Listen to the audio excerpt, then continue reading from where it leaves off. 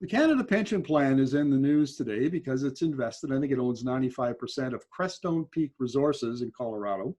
And some Colorado residents are a little upset with Crestone and the CPP because of fracking in that area, hydraulic fracturing. And we're going to be talking to Deb McNamara of 350 Colorado. And welcome to the interview, Deb. Thank you so much for having me. I'm happy to be here. Now, why don't you kind of give us an overview of what the concerns are with Crestone Peak Resources, and particularly the fact that the Canada Pension Plan is involved. Yeah, well, thank you so much. And just to put it in perspective, we in Colorado have been, many of us here in Colorado have been fighting the practice of hydraulic fracturing here in the state, especially close to homes and schools. So over the past decade, there's been a huge fracking boom, and Colorado sits on top of oil and gas reserves. But the problem is that companies like Crestone and other companies here in the state are conducting their oil and gas development in our neighborhoods. And as the decade has progressed, we are seeing more and more problems associated with this practice. So Crestone is one of the many companies here in the state that is fracking next to schools and homes and all of our public places, rec centers. For example, Crestone is fracking next to Aspen Ridge Preparatory School. That's a school in Erie, Colorado. And Erie is known for its hundreds of oil and gas wells, and also known for all of the associated and negative health impacts, health and safety impacts. So we're very concerned about Crestone's presence in our state, the practice of neighborhood fracking, and the fact that Canada Pension Plan is largely owning this company, which is harming our health and safety. Yeah, this is something that maybe Canadians don't understand because it's not done in Canada the way it is in the US. I've been down in the Permian Basin and you know, fairly big cities like Midland, 250,000 people, and they've got wells in schoolyards and parking lots, and same on California. I mean, you know, they'll put wells, big well batteries right in the middle, you know, right in somebody's backyard. And in fact, in Beverly Hills, they hide the pump jacks with buildings and paint the building so you don't know if there's a pump jack in there, but there is. So is this the kind of development we're talking about in Colorado that Crestone Peak is involved in? Yes, absolutely. Their developments are happening immediately adjacent to homes and schools. And in the case of Aspen Ridge, you know, hundreds of feet. So if you can just imagine, you know, for us here, you can look out your backyard window and there very well may be fracking happening right there. And that's happening all across the state, particularly along the Front Range, along the Rocky Mountains where I live. Now, Deb, we're at Energy Media. We pride ourselves on being believers in the science and supporters of the science and of evidence-based analysis. So I understand if somebody was fracking and putting a well next to my house, I'd be upset. I get that. But what is the evidence and the science behind your objection to fracking in your part of the world?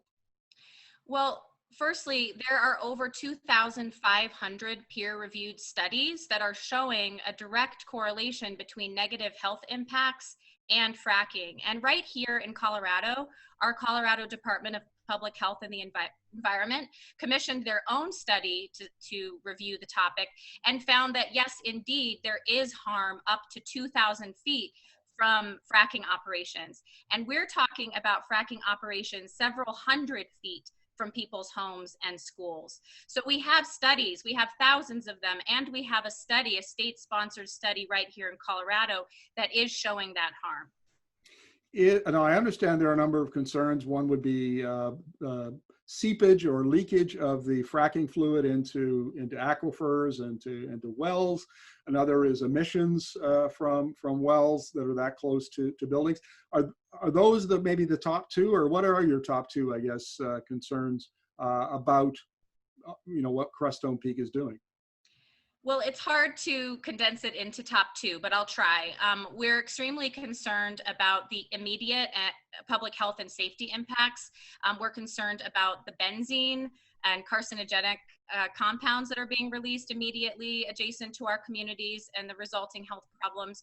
We're concerned about our air quality. We have F-grade air quality according to the American Lung Association here along the Front Range, and oil and gas development is only exacerbating that problem.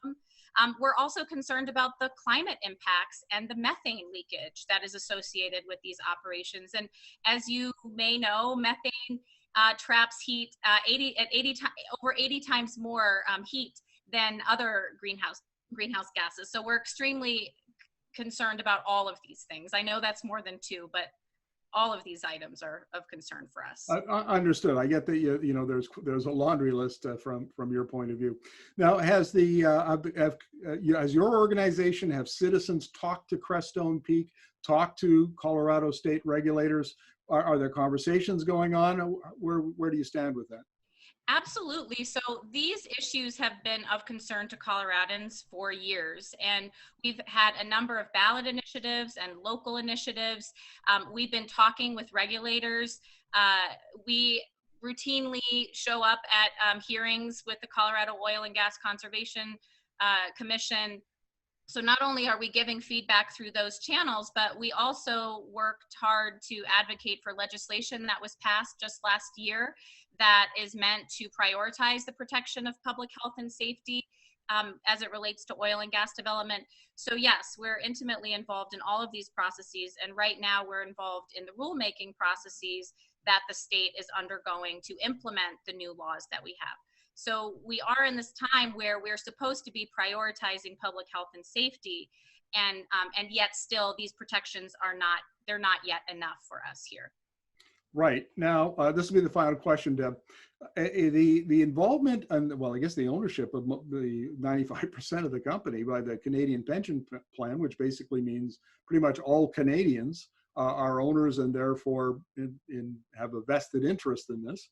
And so what's your message to Canadians who see their pension funds supporting something that you oppose? My message would be that we need to take a really close look at where our public money is being invested. Do we work our whole lives to have our retirement plans invested in something like this that is directly and adversely harming people? And I think that's the main question. So if I had one thing, I would say, let's ask ourselves that question. Is this how we want to be investing our public money? Do we want to be investing it in a company that's not only harming individuals, but it's also adversely impacting the climate crisis? And so again, is this how we want to invest our money? Deb, thank you very much for this, and we'll be watching this story with great interest. Thank you so much for having me.